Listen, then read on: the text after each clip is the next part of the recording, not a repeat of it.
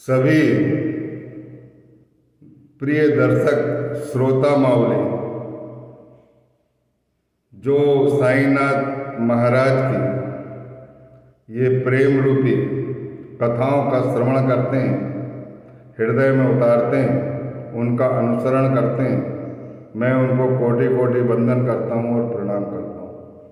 हे श्रोताओं, हम पिछली कथा में अध्याय 28-19 की कथा चल रही है, जिसपे हेमाडपंत पर प्रत्यक्ष कृपा होती है और एक नाथ भागवत को उनके हृदय में उतारा जाता है और उन्हें मार्गदर्शन दिया जाता है।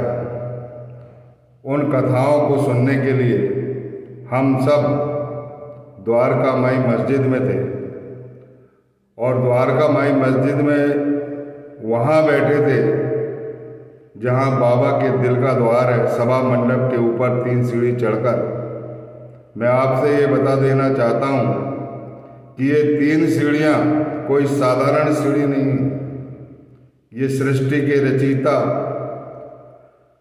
सृष्टि के पालनकर्ता और सृष्टि के लयकर्ता की सीढ़ी है।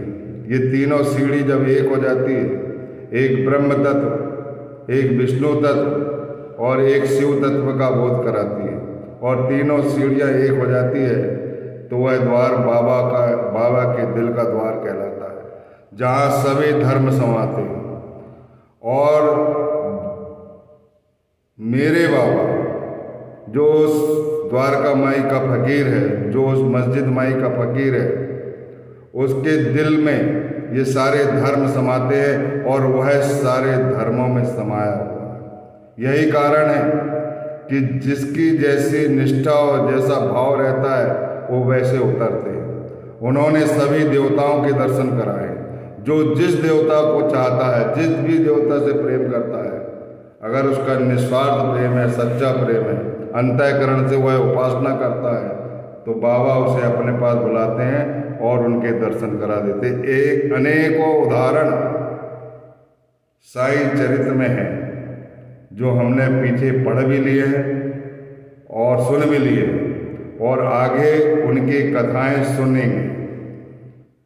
साईं चरित्र कोई साधारण चीज नहीं है, चारों वेद का वेदों का रस है, अमृत रस, जिसके पीने से सबका कल्याण हो जाता है। मैं हेमाडपंत साईनाथ के जो परम प्रिय भक्त है, जिनका पूरा नाम रघुनाथ दाभोलकर उर्फ हेमाडपंत की जो उपाधि मिली है वो बड़ी विशेष उपाधि है। हमने दूसरे अध्याय में आपको इस कथा को सुनाया है।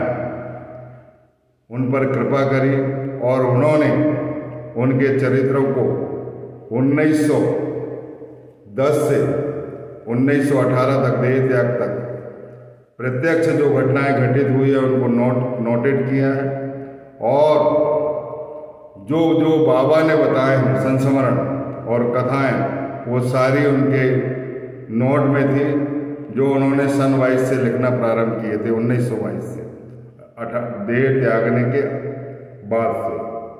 उन कथाओं को आप तक मैं पहुंचा रहा हूं बाबा की कृपा से, और हम सब वहीं द्वारका, जब भी जो कथा होगी, क्योंकि बाबा की वह कर्मस्थली है, पुण्यस्थली है, धर्मस्थली है, वैकुंठ स्थली है, वहाँ से सबका कल्याण होना है।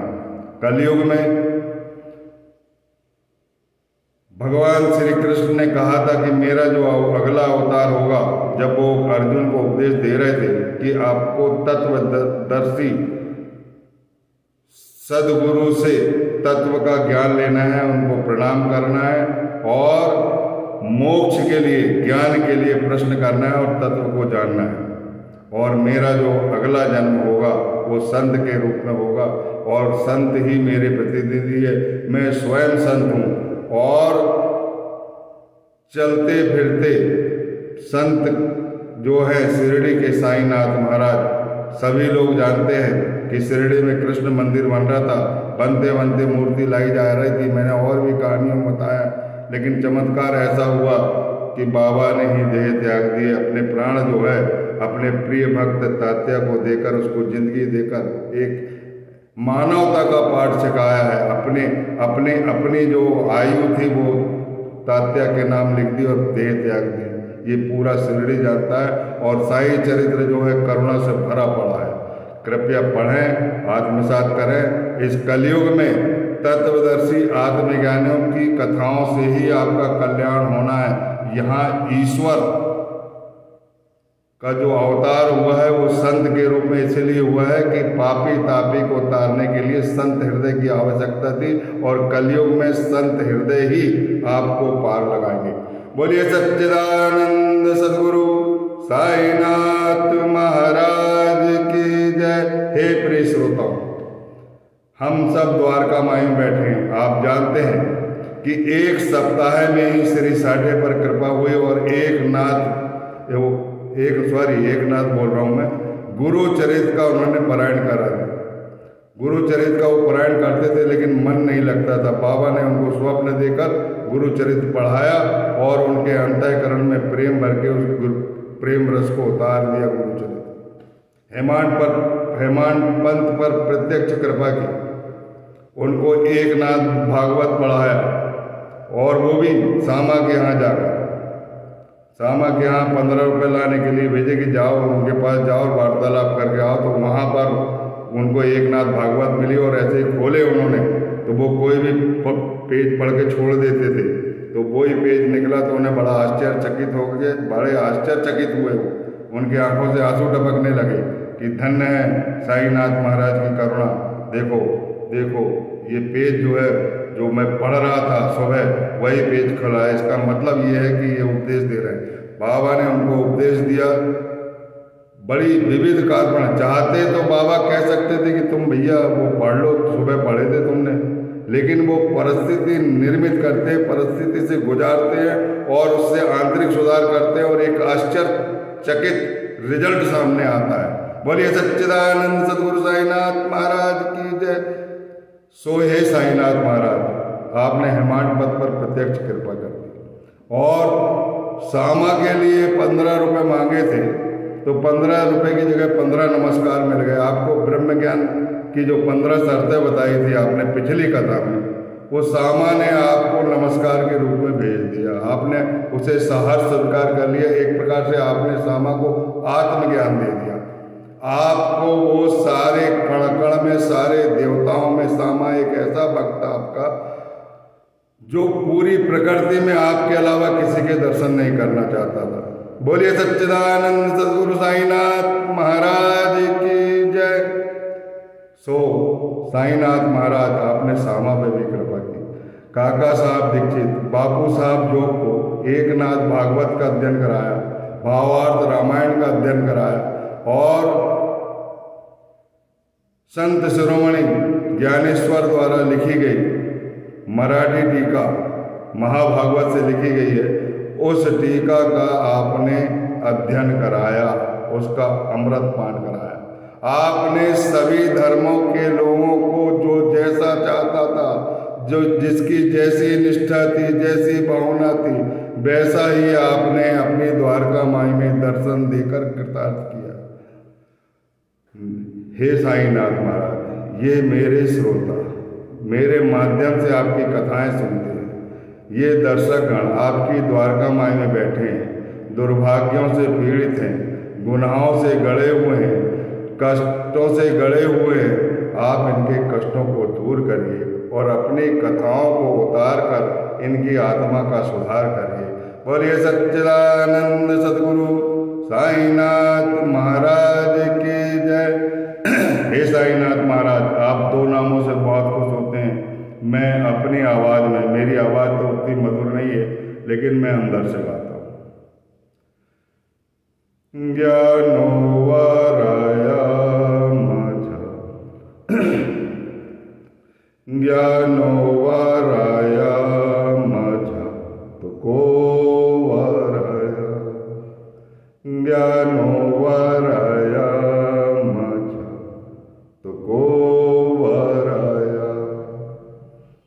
जाना तुमने जगत पसारा साईं राया, जाना तुमने जगत पसारा साईं राया, जाना तुमने सब झूठ जमाना साईं राया, जाना तुमने सब झूठ जमाना साईं राया, साईं राया माझा विठोबराया, साईं राया माझा विठोबराया, शिर्डी माझे पंढरपूर विठोबराया, शिर्डी माझे पंढरपूर विठोबराया, पंढरपूर माझे